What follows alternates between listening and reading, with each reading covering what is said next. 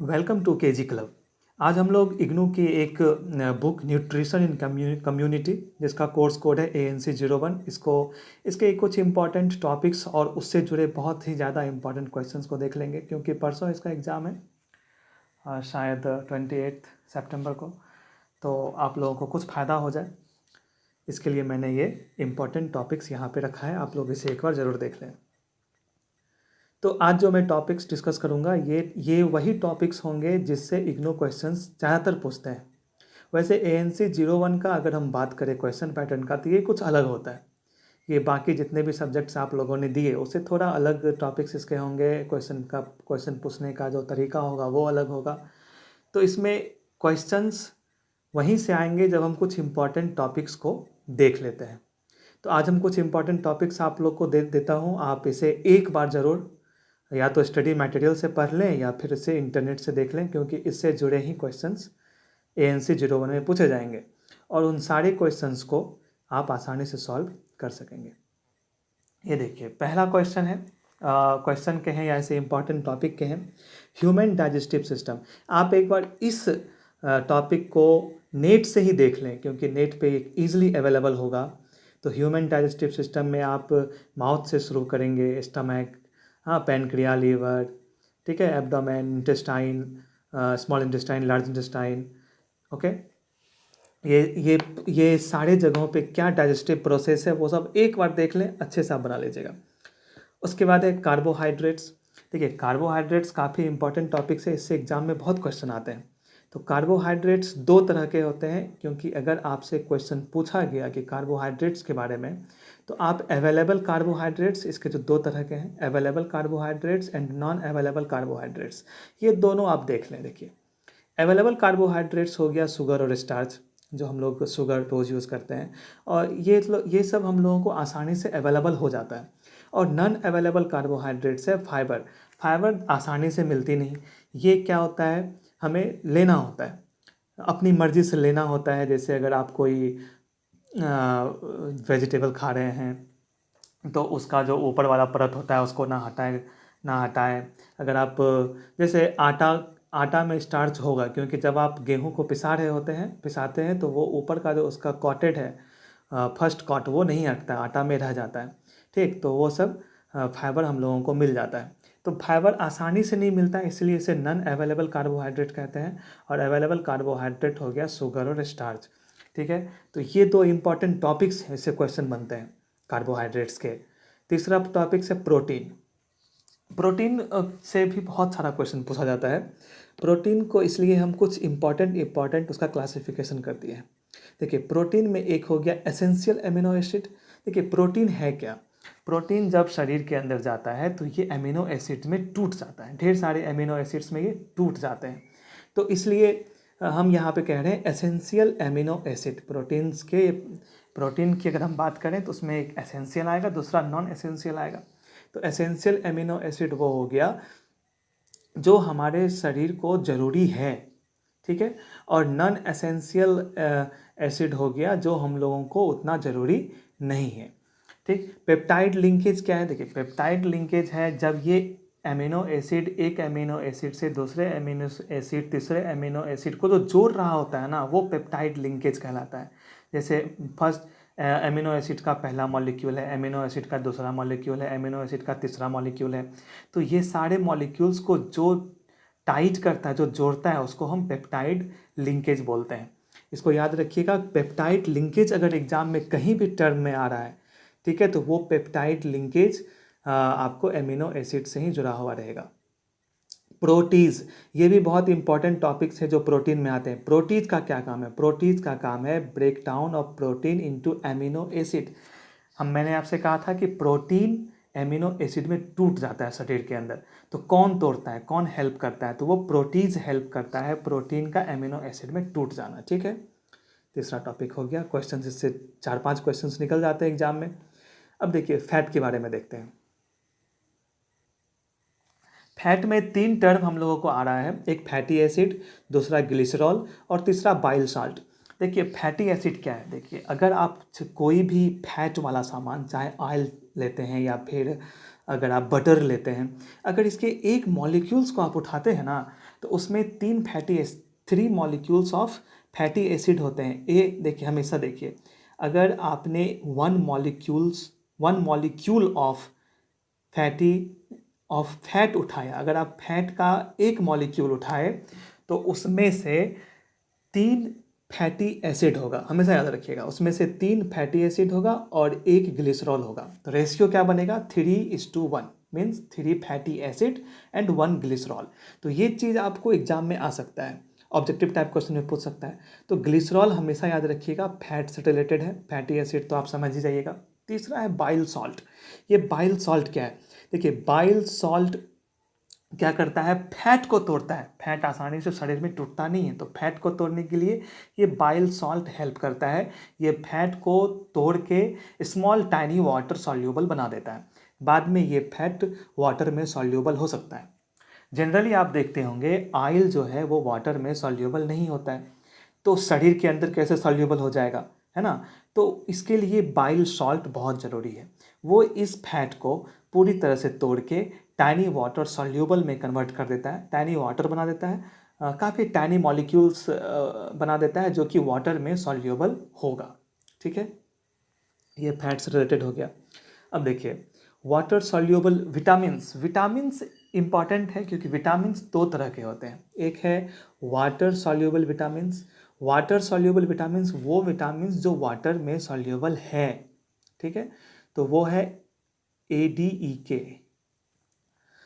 माफ़ करिएगा, यहाँ पे वाटर गलती से लिखा गया, यहाँ फैट होगा, ठीक है? एक सेकेंड में लिख देता हूँ। ये जो वाटर है ये गलत है, यहाँ पे होगा फैट। ठीक, तो फैट सॉल्युबल विटामिन्स हैं ADEK। ओके, 2 तरह के विटामिन्स होते हैं, एक वाटर सॉल्युबल, दूसरा एक फैट सॉल्युबल, दूसरा वाटर सॉल्युबल। तो फैट सॉल्युबल विटामिन्स हैं ADEK। इसको हमेशा याद रखिएगा, ये ऑब्जेक्टिव्स में काम आएंगे और ऐसे तो लाइफ में काम हमेशा आते ही रहेंगे ये।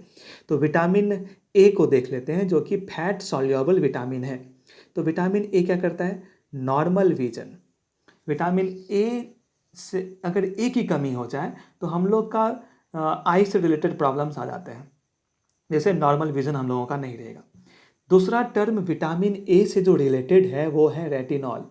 तो रेटिनॉल किसे कहते हैं? तो रेटिनॉल यही विटामिन ए है। हमेशा याद रखिएगा, ये सारे चीज़ जो मैं आप लोगों को बोल रहा हूँ ये सारे के सारे ऑब्जेक्टिव क्वेश्चन में आ सकते हैं। तो ये जो रेटिनॉल है, ये रेटिनॉल विटामिन ए को ही कहते हैं। और हमेशा इस बात को याद रखिए कि विटामिन ए हमेशा सबसे ज़्यादा अगर हम लोगों को कहीं से मिलेगा तो वो एनिमल फूड से मिलेगा। ठीक है, एनिमल फूड से हम लोगों को विटामिन ए मिलता है। जितने भी वेजिटेरियन फूड हैं उससे विटामिन ए हम लोगों को नहीं मिलता है। हम लोगों के शरीर में विटामिन ए उस वेजिटेरियन फूड से नहीं आता है। आप याद रखिएगा, विटामिन ए हमेशा एनिमल फूड से ही आता है। ठीक है, इसलिए विटामिन ए ज़रूरी है नॉर्मल विजन के लिए। दूसरा है रेटिनॉल, समझ गए? रेटिनॉल किसे कहते हैं? तो रेटिनॉल इसी विटामिन ए को ही रेटिनॉल कहते हैं। विटामिन ए को ही रेटिनॉल कहते हैं। मैं बार बार कह रहा हूँ ताकि आप लोगों को ये याद हो जाए। अब एक और टर्म देख रहे होंगे आप, बीटा कैरोटीन। बीटा कैरोटीन क्या है? बीटा कैरोटीन जो, अगर हम मानिए मैं वेजिटेरियन हूँ, अब इसका मतलब ये तो नहीं कि मैं विटामिन ए नहीं ले पाऊँगा। मानिए मैं दूध भी नहीं लेता, ठीक है, मानिए, तो मैं जो वेजिटेरियन फूड लेता हूँ उसमें रेटिनॉल तो होता नहीं है, तो इसलिए बीटा कैरोटीन मौजूद होता है वेजिटेरियन फूड में, जो कि विटामिन ए में कन्वर्ट करता है। किसको? विटामिन ए को बनाता है, रेटिनॉल को वो बनाता है। कौन? Beta carotene. तो ये बीटा कैरोटीन भी आप याद रखिएगा। ठीक है, रोडोस्पिन, आप ये भी टर्म देख रहे होंगे, ये सारे के सारे टर्म एग्जाम में आएंगे। देखिए, रोडोस्पिन क्या है? हमारा जो आँख है, आँख में जो हमारा वो कॉर्निया है, ठीक है, वहाँ पे 2 सेल्स होते हैं, ठीक है, रॉड और कोन। रॉड होते हैं और कोन होते हैं। तो रॉड वाला जो सेल है वो हम लोगों को अंधेरा में देखने में मदद करता है। कोन जो है हम लोगों को लाइट में देखने में मदद करता है। तो रोडोस्पिन जो है वो हम लोगों को डीम लाइट में देखने में, मतलब अंधेरा में, डीम लाइट कहेंगे इसको, उसमें देखने में मदद करता है और उसके लिए विटामिन ए बहुत ज़रूरी है। तो ये रोडोस्पिन भी आप याद रखिएगा। रोडोस्पिन हो गया, बीटा कैरोटीन हो गया और रेटिनॉल हो गया। मैंने इसमें काफ़ी समय दिया है, इन तीनों टर्म को आप विटामिन ए से रिलेटेड है, याद रखिएगा। अब देखिए विटामिन डी, जितने भी फैट सॉल्युबल विटामिन है हम लोग वो देख रहे हैं। विटामिन ए देख लिए हम लोगों ने, अब हम लोग विटामिन डी देखते हैं। तो विटामिन डी आप सबों को पता होगा कि सनशाइन विटामिन है, हम लोग कहीं से लें या ना लें लेकिन ये सूरज की रोशनी से हम लोगों को मिल ही जाएगा। ठीक, अब बात यह है कि विटामिन ए का काम हमारे शरीर में क्या है। तो विटामिन ए का काम हमारे शरीर में है absorption, deposition of calcium and phosphorus. ये देखिए एब्जॉर्प्शन का काम करता है। विटामिन डी जब तक हमारे शरीर में नहीं जाएगा तो हमारे शरीर में जो पहले से कैल्शियम और फास्फोरस मौजूद हैं वो हमारे शरीर में, सेल में जा ही नहीं पाएगा। तो जब विटामिन डी जाता है तो वो डिपोजिशन का काम करता है, वो एब्जॉर्प्शन का काम करता है। किसका? तो कैल्शियम का और फास्फोरस का। ठीक है, अब देखिए विटामिन के देखते हैं। विटामिन के का ये टर्म बहुत ही ज़्यादा इंपॉर्टेंट है और वो टर्म है एंटी ब्लीडिंग विटामिन। विटामिन के क्या है? विटामिन के एंटी ब्लीडिंग है, मतलब अगर आपको कहीं कट जाता है तो वहाँ से खून निकलने लगता है, तो उस ब्लड को रोकने में यही विटामिन के हेल्प करता है। वो उस जगह को क्या करता है? ब्लड को क्लॉट कर देता है। ठीक है, ब्लड को क्लॉट करता है, इसलिए इसे हम बोलते हैं anti bleeding vitamin. Anti bleeding vitamin याद रखिएगा विटामिन के को। ये सारे ऑब्जेक्टिव देखिए, ANC 01 में ढेर सारे ऑब्जेक्टिव्स पूछे जाते हैं, उसमें कुछ भी पूछ सकता है, तो हम क्यों ना पहले से प्रिपेयर रहें। ठीक है, विटामिन डी से ये रिलेटेड देख लिए। अब हम लोगों ने क्या देखा? फैट सॉल्युबल विटामिन, जिसमें कि A, D, E और K है। ठीक है, A, D, E, K याद रखिएगा, जिसमें से हम लोगों ने विटामिन डी को विटामिन ए को देखा, विटामिन डी को देखा और विटामिन के को देखा, क्योंकि इससे इंपॉर्टेंट क्वेश्चंस बनते हैं। अब देखिए वाटर सॉल्युबल विटामिन क्या है? वाटर सॉल्युबल विटामिन है विटामिन सी और बी कॉम्प्लेक्स। बी कॉम्प्लेक्स में जितने भी आ रहे हैं, B1 ग्रुप, B2 ग्रुप, वो सब वाटर सॉल्युबल हैं। ये सब वाटर में इजीली सॉल्युबल हो जाते हैं। जैसे देखिए B1 ग्रुप में बी कॉम्प्लेक्स की जब हम बात करें, विटामिन सी तो देख लिए, विटामिन सी तो देख लिए, लेकिन बी कॉम्प्लेक्स में आता है थियामाइन, राइबोफ्लेवाइन, नियासिन और फॉलिक एसिड। याद रखिएगा, B1 ग्रुप में थियामाइन, B2 ग्रुप में राइबोफ्लेवाइन, ओके, नियासाइन और फॉलिक एसिड। तो राइबोफ्लेवाइन जो है इससे इससे एक बीमारी होती है इसकी कमी से। अगर एक सेकंड मैं इसे इरेज कर देता हूँ पहले। तो B1 ग्रुप में है थियामाइन, अगर थियामाइन हमारे शरीर में नहीं है तो हमें बेरी बेरी होगा। ये पॉइंट इंपॉर्टेंट है, आप देख लीजिएगा, एग्जाम में आ सकता है। थियामाइन जो कि विटामिन बी ग्रुप का है, उसकी कमी से बेरी बेरी होता है। राइबोफ्लेवाइन जो कि विटामिन बी ग्रुप का है, उससे अगर वो हमारे शरीर में कम है तो ए राइबोफ्लेवाइनोसिस होता है। ठीक है, ओरोलिंगुअल डेफिशिएंसी होता है। ठीक है, देखिए फ्लेवाइन की कमी से हमें क्या होता है? ए राइबोफ्लेविनोसिस होता है। ठीक, इससे क्या होगा आप समझ रहे हैं? इससे हमारे शरीर में ओरोलिंगुअल प्रॉब्लम होगा। ओरोलिंगुअल मतलब मुंह से रिलेटेड, लिप फटेगा। जो बच्चे जो होते हैं ना, जैसे फ्लाविनोसिस होता है, उसके होंठ फटते हैं, ऊपर नीचे दरार आ जाता है, काफ़ी वो इरिटेशन फील करता है। तो आप हमेशा याद रखिएगा, विटामिन बी कॉम्प्लेक्स का जो ग्रुप है राइबोफ्लेवाइन, उससे ए राइबोफ्लाविनोसिस होता है। और इसमें क्या होता है? मुंह से रिलेटेड बीमारी, लिप फटना सबसे मोस्ट इंपॉर्टेंट है, ये होता है। थियामाइन से हम लोगों ने देखा बेरी बेरी। अब देखिए नियासिन से क्या होता है? नियासिन से होता है पेलेगर। पेलेगर बीमारी में क्या होता है? 3 सिम्टम्स होते हैं जो कि 3 डीज से नामी है। डर्मेटोसिस में क्या होता है? स्किन में प्रॉब्लम होता है, डायरिया हम लोग जान रहे हैं। ठीक है, और डेमेंशिया में क्या होता है? इससे हमारा थिंकिंग एबिलिटी क्या होता है? वो कमज़ोर हो जाता है। ठीक, तो 3 डीज जो कि पेलेगर बीमारी है, ओके सॉरी, तो पेलेगर जो है ये बीमारी होती है विटामिन बी से। विटामिन बी इसलिए याद रखिएगा क्योंकि थियामाइन हो, राइबोफ्लेवाइन हो, नियासिन हो या फॉलिक एसिड हो, ये सब विटामिन बी ग्रुप का है।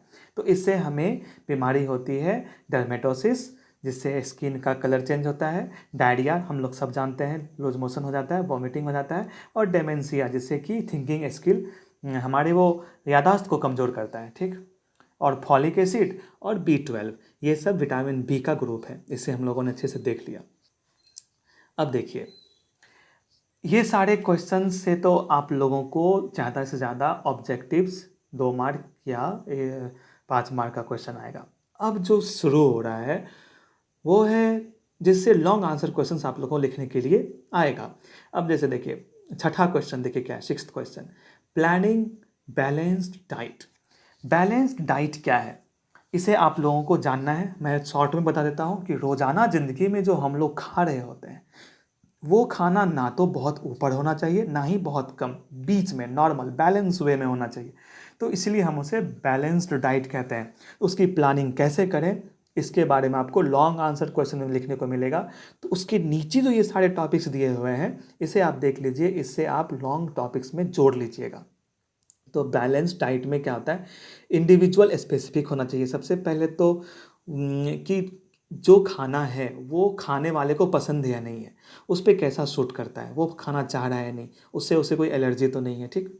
रीजन स्पेसिफिक होना चाहिए कि वो किस रीजन का इंसान है। अगर वो बिहार का है तो वो दूसरा खाना खाएगा, अगर वो यूपी का है दूसरा खाएगा, अगर वो साउथ का है दूसरा खाएगा, राजस्थान का है दूसरा खाएगा, पंजाब का है दूसरा खाएगा, समझ रहे हैं। तो सबका अलग अलग भोजन है, तो रीजन स्पेसिफिक भी होता है डाइट। और सबसे मेन बात, इनकम स्पेसिफिक।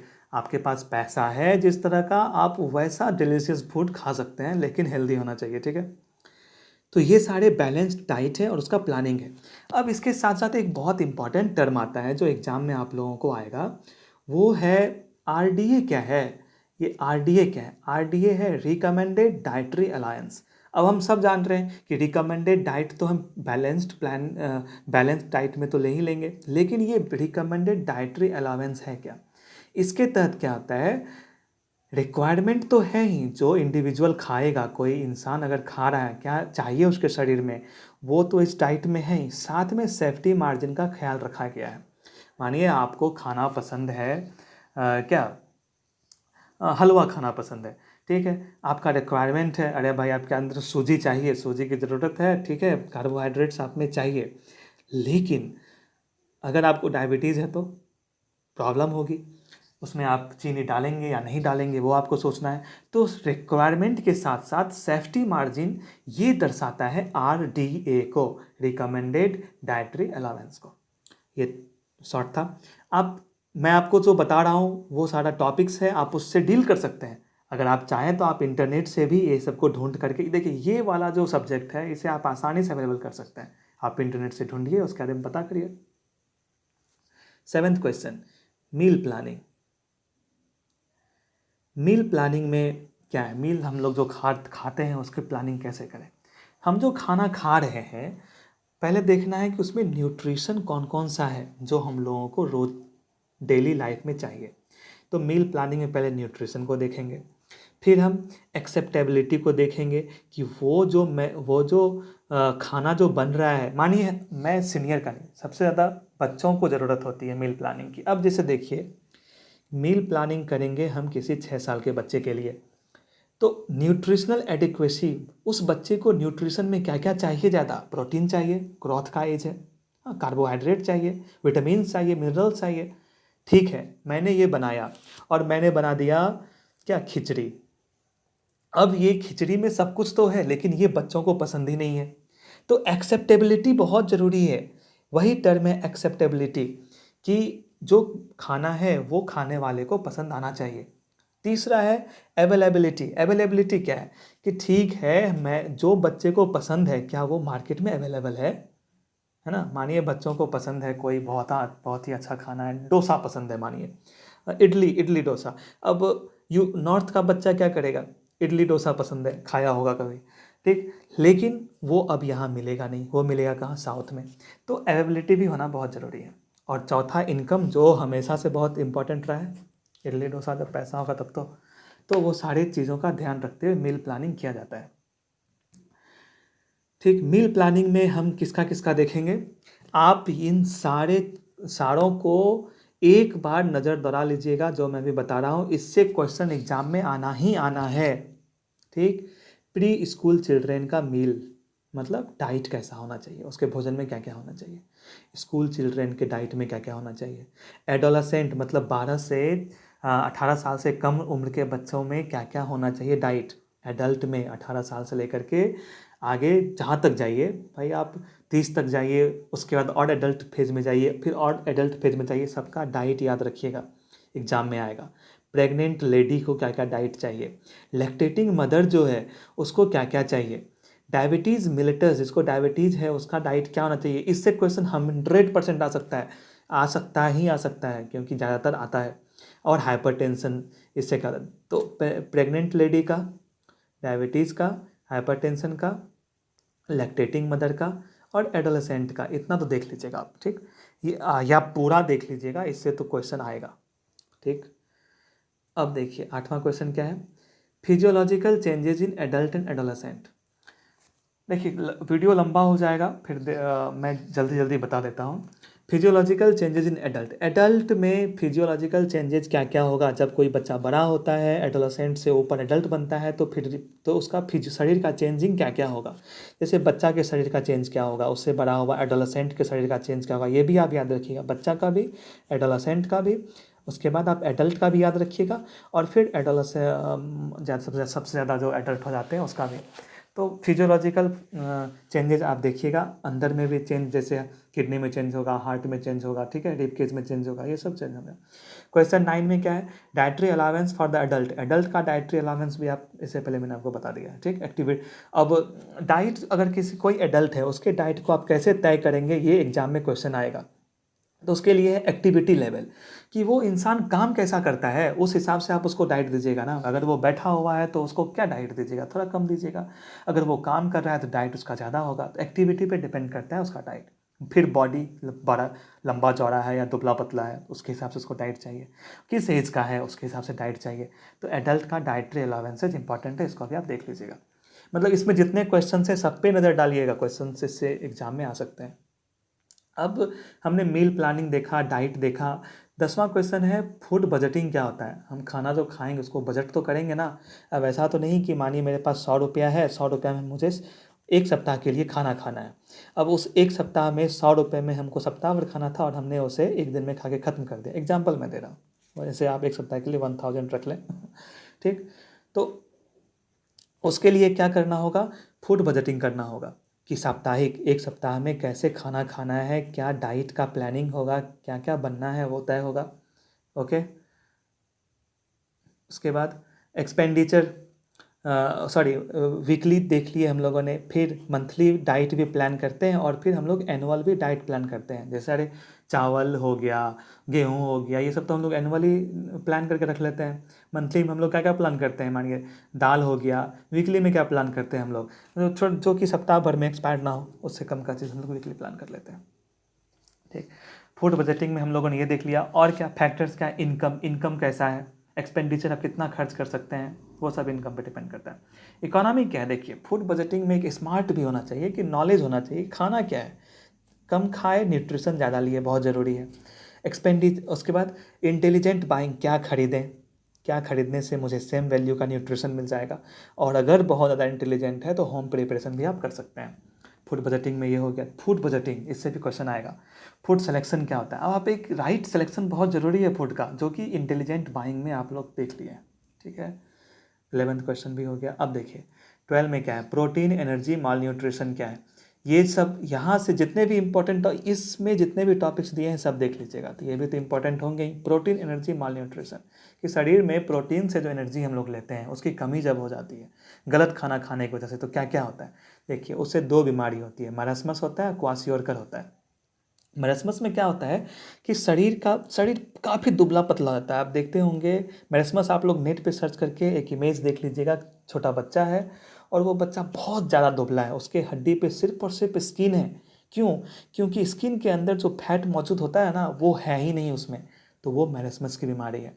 क्वाशियोरकर में क्या होता है कि शरीर में जो सेल हैं और 2 सेल के बीच में जो स्पेस है उसको हम लोग बोलते हैं इंट्रासेल्युलर स्पेस, मतलब दो सेल के बीच में जो जगह खाली है उसको बोलते हैं इंट्रासेल्युलर स्पेस, और उसमें हम लोगों को होता है लिक्विड।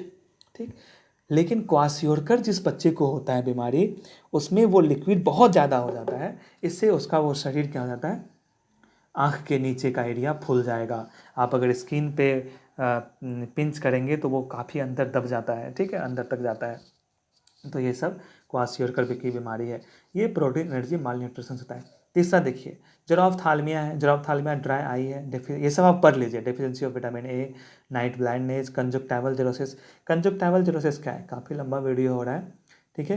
कंजक्टाइवल जेरोसिस क्या है, कंजक्टाइवल जेरोसिस इंपॉर्टेंट है, ये हमारे आँख का जो उजला पोर्शन होता है ना, वाइट वाला, उसमें अगर ड्राइनेस आ गया, सूखापन आ गया, तो वो कंजक्टाइवल जेरोसिस होता है। बाइटोट स्पॉट, उस पर अगर ब्लैक ब्लैक धब्बा आ गया तो वो बाइटोट स्पॉट कहलाता है, ठीक है। केराटोमैलेसिया, ये काफ़ी डेंजरस फॉर्म है जेरोफ्थाल्मिया का। जब आप देखिएगा किसी किसी बच्चे का आँख पूरी तरह से वाइट हो जाता है, ब्लैक वाला पोर्शन, तो समझिए उसको बीमारी है केराटोमैलेसिया। तो ये सारे इंपॉर्टेंट चीज़ आप ही देख लीजिएगा। नेक्स्ट चलते हैं, एनीमिया। एनीमिया किसके कमी से होती है भाई, आप लोग जानते होंगे, ठीक है। आयोडीन डेफिशिएंसी डिसऑर्डर, ये कि आयोडीन का अगर डेफिशिएंसी हो जाएगा तो क्या होगा, एनीमिया हम लोगों की आयरन की कमी से होता है, समझ गए, हीमोग्लोबिन कम हो जाता है। उसके बाद ये आयोडीन डेफिशिएंसी डिसऑर्डर आईडीडी, ये होता है, इस जब ये नहीं होता हम लोग को ग्वाइटर हो जाता है ना, थायराइड, ये जो हमारा थायराइड ग्लैंड है ये बड़ा हो जाता है, जो गला में ग्लैंड होता है ना थायराइड, वो बड़ा हो जाता है, तो वो आयोडीन की कमी से। तो ये स्पॉट टेस्टिंग आयोडीन क्या है, इससे हम लोग आयोडीन के लेवल को चेक करते हैं। ये सब इंपॉर्टेंट टॉपिक्स ही हैं, ठीक। उसके बाद विटामिन डी डेफिशिएंसीज क्या होता है, आप लोग देख लीजिएगा एक बार, रिकेट्स होता है, ऑस्टोमैलेसिया होता है, एडल्ट फॉर्म ऑफ रिकेट्स, और स्कर्वी होता है, ठीक। ये सब भी आप लोग नेट पे चेक कर ले, मैंने तो यहाँ पे लिख ही दिया इंपॉर्टेंट। रिकेट में क्या होता है, बोन कमज़ोर हो जाता है, पिजन चेस्ट, मतलब पिजन का चेस्ट देखते होंगे, गोल आगे की तरफ बढ़ा रहता है, वैसा हो जाता है, नी नी टेढ़ा हो जाता है, ठीक है। ऑस्टोमैलेसिया में क्या होता है, ये सब विटामिन डी से होने वाली डिजीज़ है। और ऑस्टोमैलेसिया में क्या होता है, ये रिकेट का एडल्ट फॉर्म है। इसमें अब जो दर्द चेस्ट में कर रहा था ना, वो हिप में, वो कमर में बहुत ज़्यादा दर्द करने लगता है, तो वो ऑस्टोमैलेसिया हो गया। विटामिन सी की कमी से स्कर्वी होता है। स्कर्वी में क्या होता है, हम लोगों का जो गम होता है टीथ का मसूड़ा, वो कमज़ोर हो जाता है, ब्लीडिंग होता है उसमें, और शरीर में इंटरनल ब्लीडिंग भी होता है, ठीक। उसके बाद क्या है, लेथेरिज्म। लेथेरिज्म बहुत इंटरेस्टिंग बीमारी है। ये लेथेरिज्म जो है, ये होता है उसको जो खेसारी का दाल बहुत ज़्यादा खाता है, ठीक है, वो अगर वो बहुत ज़्यादा खेसारी का दाल खाया तो उसमें खेसारी में होता है न्यूरोटॉक्सिन जहर। तो न्यूरोटॉक्सिन जहर जो खेसारी में मौजूद है, वो अगर बहुत ज़्यादा शरीर में चला गया तो वो हमारे शरीर को बहुत ज़्यादा तबाह कर देता है। 4 स्टेज में बीमारी होती है। फर्स्ट स्टेज में आप सिर्फ लड़खड़ाएंगे, चल तो लेंगे। सेकेंड स्टेज में आपको एक छड़ी की ज़रूरत पड़ेगी चलने के लिए। थर्ड स्टेज में आपको 2 छड़ी की ज़रूरत पड़ेगी चलने के लिए, वैशाखी। और फोर्थ स्टेज में आपको घिसटना पड़ता है, तो इसलिए खेसारी का दाल थोड़ा कम खाएं, ओके। तो ये याद रखिएगा, लेथेरिज्म बीमारी है ये। उसके बाद interaction between infection and mall nutrition, ये टर्म एक बार आप देख लीजिएगा कि इंटरेक्शन है क्या भाई, इन्फेक्शन और माल न्यूट्रिशन के बीच क्या। देखिए इसमें सीधा है, आप अगर कम खाएंगे इन्फेक्शन होगा, इन्फेक्शन होगा कम खाएंगे, तो यही है infection and mall nutrition. Infection होगा, बीमार पड़ेंगे, कम खाएंगे, बीमार पड़ेंगे फिर कम खाएंगे, तो ये इससे जुड़ा है, ये इससे जुड़ा है, ठीक। उसके बाद डाइटरी मैनेजमेंट, डाइटरी, जिसको मीजल्स की बीमारी है उसमें उसका डाइट कैसा होगा, जिसको डायरिया है वो क्या क्या खाएगा, ये सब आप एक बार देख लीजिएगा। ओआरएस कैसे प्रिपेयर करते हैं वो एक बार नेट पे आप देख लीजिएगा, उसमें आपको बताएगा 1 चुटकी नमक चाहिए, और आधा कितना 4 उंगली से आप जितना चीनी पकड़ सकते हैं वो चीनी चाहिए, और 1 लीटर पानी चाहिए। मिड डे मील स्कीम क्या है वो आप लोग अच्छे से जानते हैं, उसके बारे में लिखना है, एग्जाम में क्वेश्चन आएगा। Nutrition program for nutritional blindness. Nutritional blindness कब होता है, जब विटामिन ए की कमी होती है। ये देखिए मैं समझा देता हूँ, nutrition program for nutritional blindness. Nutritional blindness कब होगा, जब हम लोग विटामिन ए कम खाएंगे, तो हम लोगों को जानते हैं विटामिन ए की कमी से आई की बीमारी होती है, बच्चे अंधा हो जाता है, ठीक। तो विटामिन ए की कमी से होती है, इसके लिए एक प्रोग्राम चलाया गया 1975 से ही, कि हर एक बच्चे को 6 महीना से लेकर के 6 साल तक का जो बच्चा है उसको, सॉरी यहाँ 5 साल लिखा हुआ है, 6 साल तक का भी बच्चा रहता है, उसको विटामिन ए का जो ऑयल होता है ना, वो साल में 2 बार दिया जाना चाहिए। ठीक है, इससे उसमें ब्लाइंडनेस कम होगा। तो न्यूट्रिशन प्रोग्राम पर न्यूट्रिशनल ब्लाइंडनेस ये भी देख लिए, और न्यूट्रिशन एनीमिया कंट्रोल प्रोग्राम, इसके बारे में आप लोग देख लीजिएगा। 23 क्वेश्चंस जो हैं, ये सारे क्वेश्चंस वो सारे इंपॉर्टेंट टॉपिक्स हैं जिससे ही इसी से सिर्फ क्वेश्चन बनते हैं। तो आप लोग इसे अच्छे से एक बार देख लीजिएगा। एग्ज़ाम परसों है, मुझे वीडियो बनाने में लेट लग गया और भी काम रहता है, ठीक है। तो थैंक यू, आप लोगों का एग्ज़ाम बहुत अच्छा जाए, बेस्ट ऑफ लक।